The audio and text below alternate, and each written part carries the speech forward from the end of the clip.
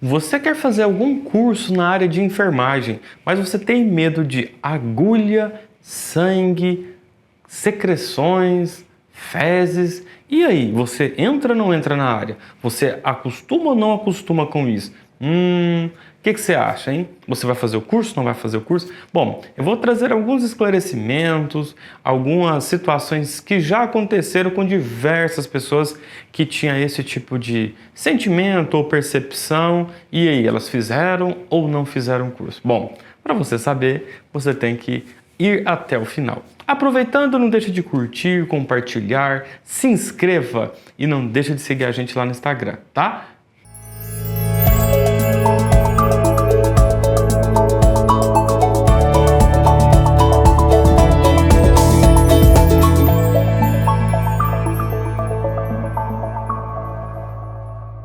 Galera, é o seguinte, tem muitas pessoas falando assim: nossa, eu queria fazer o curso técnico de enfermagem, mas eu tenho medo de agulha. Ah, eu queria ser enfermeiro, mas eu tenho medo de ver sangue. Se eu ver sangue eu desmaio, né? Enfim, tem várias pessoas que gostaria de entrar na área, mas fica com esse receio. E aí, né? Faço o curso, não faço o curso, vou me deparar todo dia com isso, tenho uma outra área para trabalhar que não... Enfim, então isso tudo agora eu vou trazer para você, tá bom? Galera, é o seguinte, primeira coisa, o que você tem quando você tem medo de algo é algum trauma que você carrega, tá? Um trauma talvez da infância. Então vamos lá. Por que medo de sangue? Você desmaia quando vê sangue? Alguma coisa você tem que buscar, talvez até um psicólogo, não só para fazer o curso ou não, mas é para você tirar esses traumas que pode te atrapalhar muito em outras coisas da sua vida. Por exemplo, medo de sangue. Se você parar para pensar, o sangue ele é um tecido. A pele ele é um tecido, entende?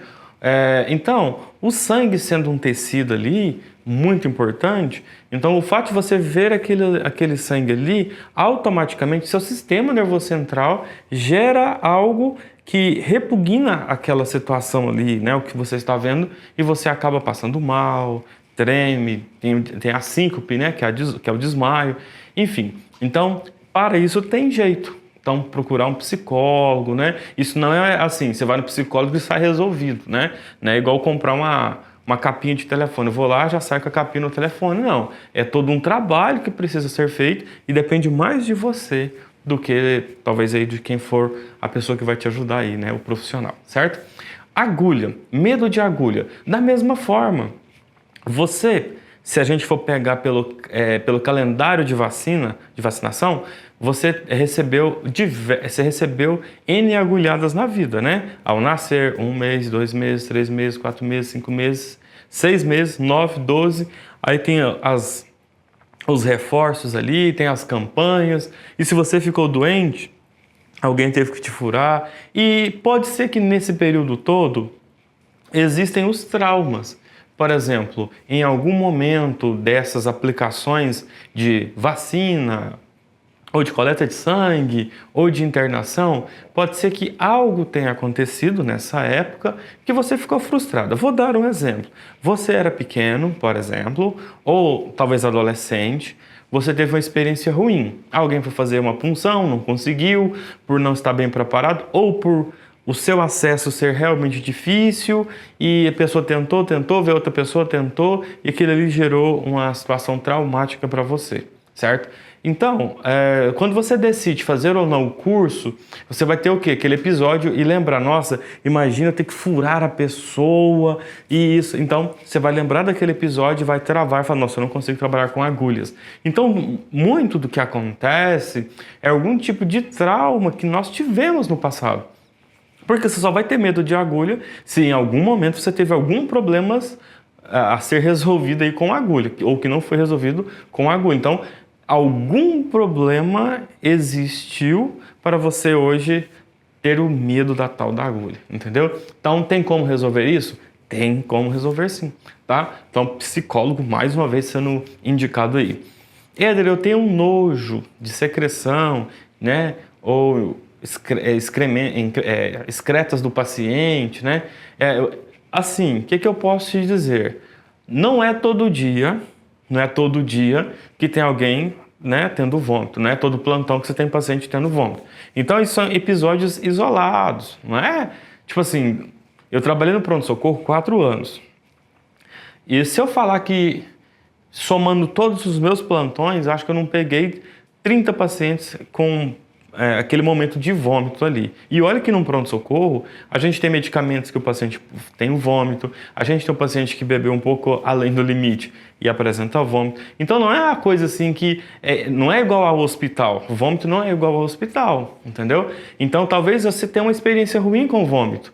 Tá? Talvez você tenha uma experiência ruim com vômito porque talvez na família ou em alguma situação você teve vários episódios na própria casa, né, de vômitos aí, e você teve, tipo, tipo assim, você não gosta, né, de ver, você se transforma quando vê esse tipo de secreção, entendeu? Então isso, na verdade, é um psicológico, você consegue tratar isso também, só que, te falando bem real, isso não é algo comum, ninguém tá vomitando toda hora no hospital, graças a Deus, senão, coitado do pessoal da higienização e limpeza, ter que limpar, ter que trocar roupa de cama, a roupa do paciente, então isso não é algo rotineiro, tá? Isso não é rotina, tá? Isso acontece, sim, tá? Mas se por acaso você tiver esse problema, você pode chamar um colega que não tem esse problema. Olha, faço isso aqui para você, mas aquele paciente ali vomitou e eu não consigo ir lá, entendeu? Então você pode fazer essa situação. Diferente da punção, porque você vai precisar puncionar o paciente, diferente de sangue, que em algum momento seu paciente pode apresentar um sangramento durante uma punção, ou um paciente que chega já com sangramento. Então aí você precisa tratar, não só para entrar no curso, mas para a vida, né? Você tem que ser liberto desses traumas aí, é importante para a sua vida, tá?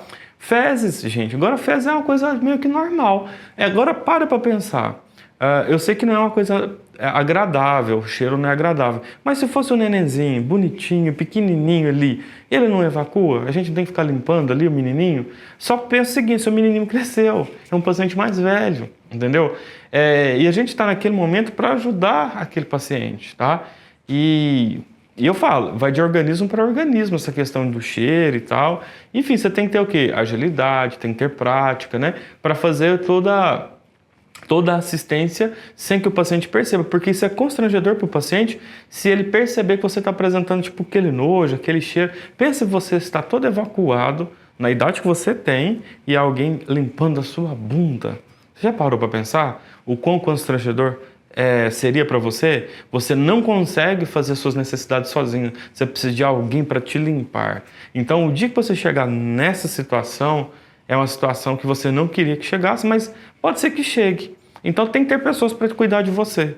Então, se você quer entrar para essa área linda, né? Eu falo que isso é nobre, né? Você limpar uma outra pessoa, essa higienização que você vai fazer é algo muito nobre. É algo que acho que não tem dinheiro nenhum que pague, né?